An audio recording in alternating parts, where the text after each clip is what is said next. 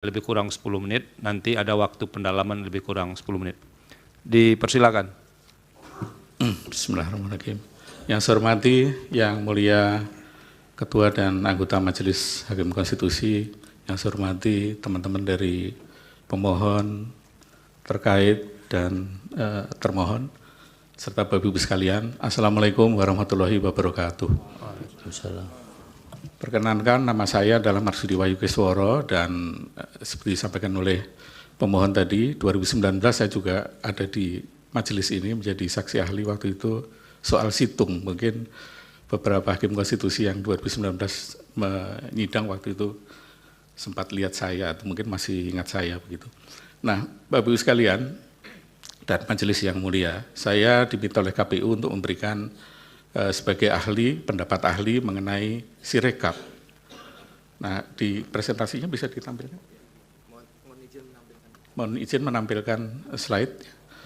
Jadi, kenapa? Ini setiap tahun sejak 2004, ketika pertama kali teknologi di komputer digunakan, itu selalu sistem perhitungan suara digital itu selalu dipermasalahkan. Terakhir kemarin 2019 dan sekarang terulang lagi. Padahal kita semua tahu bahwa kalau kita lihat pada peraturan perundang-undangan bahwa suara yang sah itu adalah perhitungan suara berjenjang.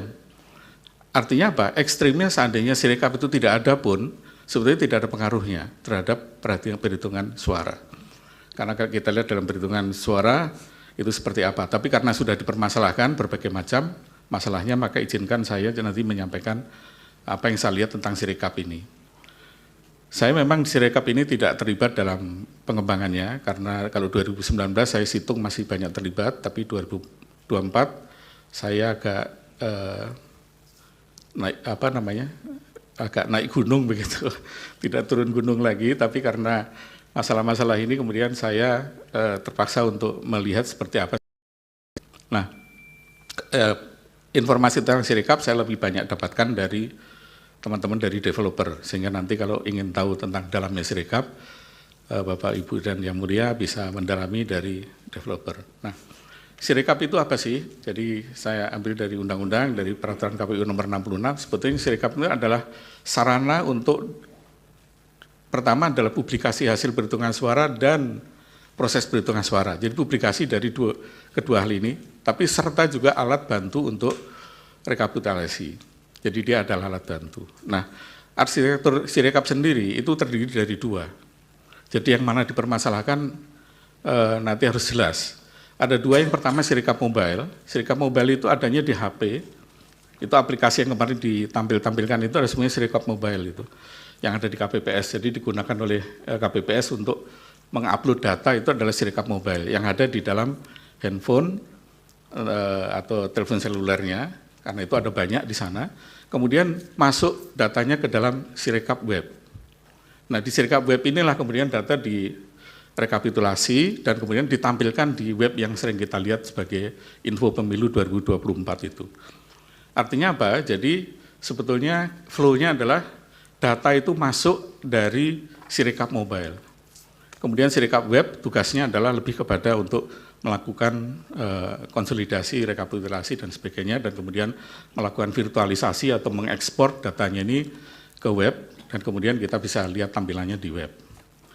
Nah, yang mulia dan Bapak Ibu sekalian, problem pertama dari Sirekap Mobile, jadi supaya clear saya sebut sebagai Sirekap Mobile, dia mengambil data dari form C1 hasil, yang isinya dibuat dengan tulisan tangan, menggunakan teknologi yang namanya Optical Character Recognition atau OCR. Ini adalah sebuah perkembangan kemajuan dibandingkan situng dulu. Kalau situng dulu itu angkanya di entry manual, sehingga bisa timbul kehebohan seolah-olah ada kesengajaan entry yang dinaikkan dan sebagainya. Maka teman-teman developer untuk Sirekap ini menggunakan secara otomatis. Jadi tulisan yang ada di C1 hasil itu di-scan, kemudian di-capture, kemudian dirubah menjadi angka. Nah, disinilah problem pertamanya muncul. Pertama, karena tulisan yang ada di form C1 itu tulisan tangan, dan kita tahu semua bahwa tulisan tangan tiap orang itu beda-beda. Apalagi tulisan tangan di 822.000 TPS yang pasti orangnya berbeda dan tulisan tangannya bisa berbeda. Ada mungkin di KPPS yang mengisi ini tulisannya bagus, mudah dibaca.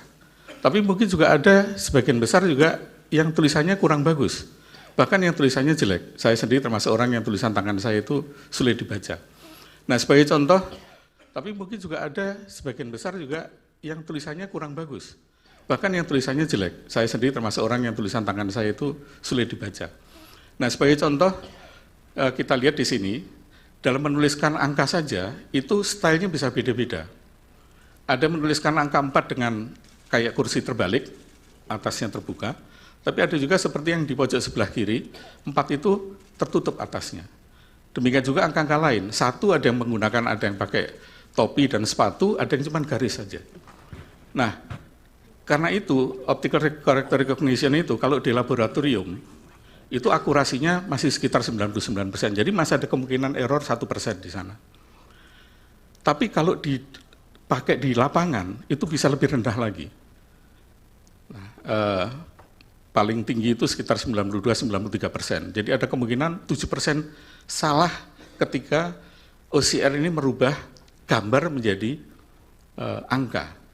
Nah, ini problem yang pertama. Problem kedua adalah karena Sirekap Mobile itu ada di install di masing-masing handphone dari KPPS, maka yang terjadi kita tahu bahwa handphone itu beda-beda mereknya, beda-beda kualitasnya. Ada handphone yang kualitas kameranya sangat bagus, ada handphone yang kameranya sangat kurang bagus. Resolusinya juga beda-beda. Nah, akibatnya terjadilah seperti contoh di atas di layar, itu form C1 bisa beda-beda, kualitasnya ada yang gambarnya jelas, ada yang buram, ada yang remang-remang, ada yang warnanya jadi putih, ada yang warnanya kekuning-kuningan begitu. Ini dari sisi kamera, problem kedua. Problem ketiga adalah dari kertasnya sendiri. Kita lihat contohnya di yang form C1 yang di kanan itu kertasnya terlipat. Sehingga ketika terlipat ini bisa menimbulkan kesalahan interpretasi oleh OCR ini. Karena OCR ini bukanlah manusia yang bisa memperkirakan, dia hanya patuh kepada training data. Jadi sistem AI ini adalah sistem machine learning ini, dia diberikan data berbagai macam tulisan tangan, kemudian dari tulisan tangan itu dia pelajari dan kemudian dia bisa melihat ini apakah angka 1, 2, 3 dan seterusnya. Nah, tapi kalau kualitas gambarnya seperti ini menjadi masalah. Nah, jadi 3 masalah ini yang menjadi sumber ketika kenapa yang bisa menjelaskan kenapa ketika ditampilkan di web itu antara angka dengan C1 bisa berbeda. Nah, tetapi karena Sirekap ini adalah sarana untuk transparansi, maka ketika terjadi perbedaan dan kemudian terjadi keluhan atau komplain dari masyarakat, KPU kemudian segera untuk mengkoreksi itu, melakukan tindakan korektif. Sehingga makin lama errornya, kesalahannya makin lama makin sedikit. Nah, Bapak Ibu sekalian dan yang mulia, ini juga contoh masih ya. Jadi ini adalah contoh bagaimana ketika kertasnya agak miring begitu sehingga ketika di-scan itu menjadi tidak akurat angka-angkanya.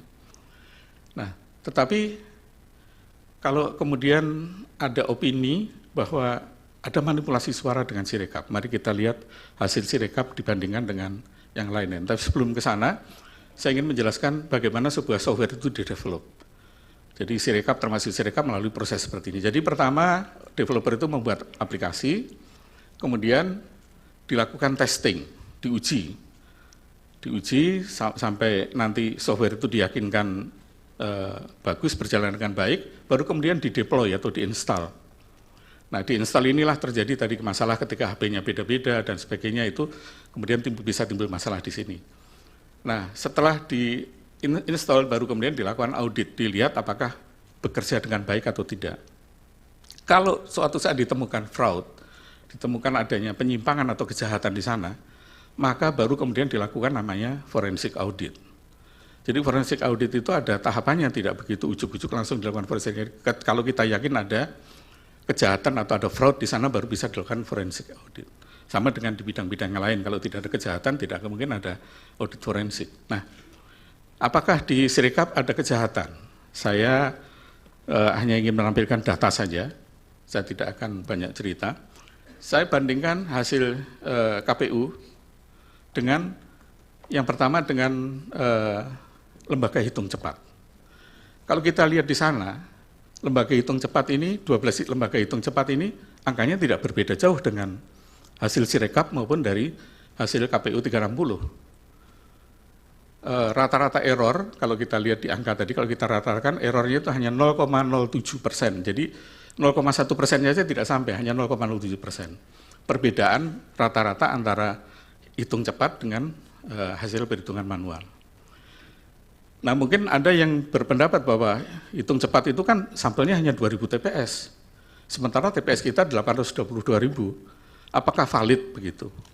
Nah, ada yang tidak percaya pada statistik, masalahnya begitu ya. Nah, saya ingin tunjukkan, kalau ini dari statistik dengan sampling, kita lihat bagaimana dengan real count yang lain. Jadi masyarakat sipil yang dipotori oleh para tokoh-tokoh, mungkin ada beberapa ada di ruangan ini, membuat berbagai macam perhitungan real paralel dengan Sirekap. Ada beberapa, lebih dari 10 kalau nggak salah, tapi saya ambil 3 saja yang besar. Yang pertama adalah Kawal Pemilu 2024. Ini dipelopori oleh Netgrid, KIP, ICW, dan banyak sekali lembaga-lembaga yang sangat respectable di Indonesia. Sehingga hasilnya juga mestinya bisa kita hormati. Yang kedua adalah Jaga Suara 2024. Ini juga dipelopori oleh beberapa tokoh nasional, para ahli pemilu juga, mantan anggota KPU juga ada di sana, dan beberapa lembaga-lembaga yang juga respectable di Indonesia.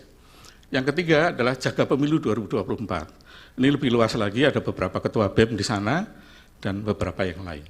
Nah, mari kita lihat dari 3 ini hasilnya seperti apa. Ini bukan hitung cepat, tapi ini adalah real count, hitung nyata. Pertama dari perbedaan antara Kawal Pemilu, Jaga Suara dengan Jaga Pemilu dengan KPU juga sama, tidak terlalu jauh. Yang paling tinggi di sana adalah hanya di Jaga Pemilu, karena Jaga Pemilu itu melakukan pembulatan. Jadi angka persennya itu dihilangkan komanya, dinolkan saja. Tapi kalau kita lihat, perbedaannya tidak banyak. Nah, artinya apa? Kalau kita lihat, kalau tadi hitung cepat tidak dipercaya karena sampel hanya 2.200 TPS, tapi ini adalah real count, artinya perhitungan nyata yang menunjukkan bahwa hasil dari perhitungan KPU itu tidak berbeda jauh. Nah, kenapa sampai terjadi masalahnya kemudian sampai kita harus bersidang hari ini, Yang Mulia dan Bapak Ibu sekalian? Karena proses Sirekap ini tadi seperti saya sampaikan, dari Sirekap mobile masuk ke Sirekap web, kemudian apa adanya itu langsung ditampilkan di web. Pada waktu mungkin Yang Mulia beberapa kalau yang pernah ikut sidang di 2019, saya sudah menyampaikan waktu itu mestinya itu yang ditampilkan di web itu sudah diverifikasi dulu. Jadi data itu dibagi dua seperti ini ya misalnya. Jadi yang sudah verified itu tampillah di web.